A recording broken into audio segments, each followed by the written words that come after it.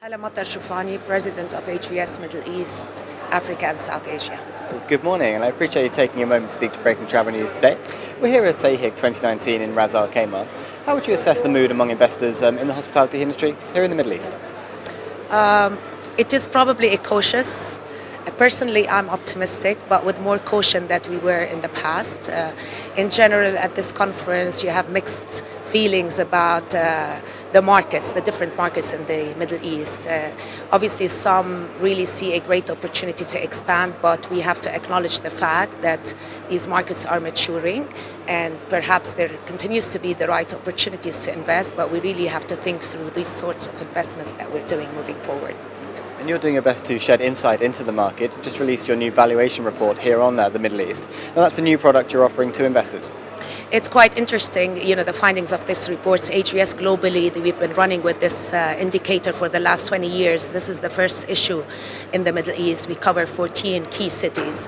And what we have obviously observed is the trend. Just like the economic cycle, there is a cycle in the hospitality industry. We have used 2015 as a base year to see where the values were in 2015 and the changes over the last 4 years. What we have observed is a compounded annual growth rate decline of 15% across the 14 cities. With a zoom into the individual cities, some have actually recorded an increase in 2018, but that's on the back of a sharp decline related to socio-political and economical challenges. But we've also observed key cities such as Dubai, Jeddah, Riyadh, Abu Dhabi that have obviously declined from the 2015 average as a result of a declining RevPAR performance, but also perhaps more importantly, a decline in the net operating income of these hotels. So a lot of decline there, perhaps a cautious outlook, as you say. Is there any value where you'd encourage investors to go? Which are the positive-looking cities? As I started off by saying, we still find there are attractive, all 14 cities continue to be attractive for investment opportunities. There's no doubt there is an oversaturation of the five-star and the luxury market. And the costs associated with these types of developments are not necessarily justified in the current market conditions.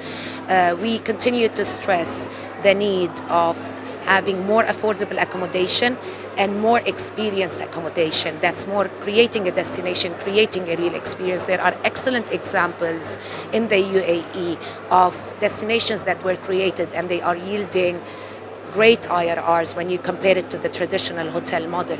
I guess the emphasis really and what this publication highlights is that the investment opportunity is there.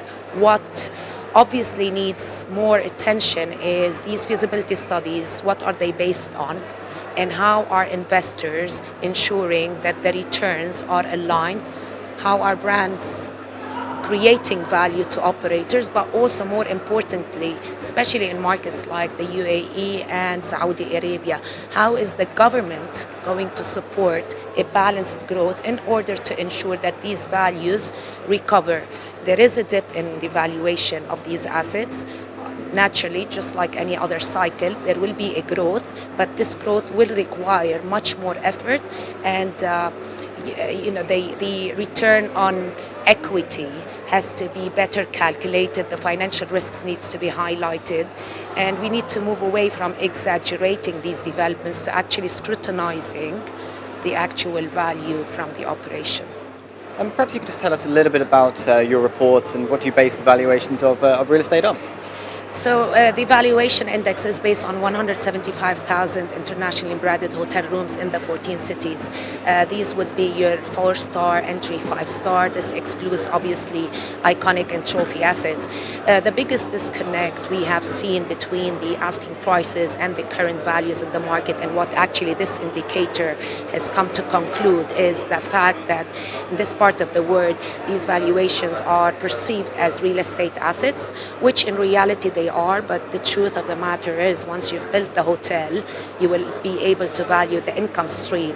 And we place a lot of focus on that income potential of the asset over the 10-year or 20-year holding period, because this is what underlines the valuation of any asset. And with that emphasis on the top line, obviously in terms of how you drive the performance of the asset, but more importantly is the EBITDA, which obviously is taken into consideration. So we have based it on a number of actual operating statements in the market from 2015 all the way to 2018. And we've observed the decline in both the RevPAR, but more importantly in GOP levels, which naturally had a significant impact on the values that have been reported. A very interesting point, and I appreciate your time this morning. Thank you very much. Thank you. Thank you, Chris.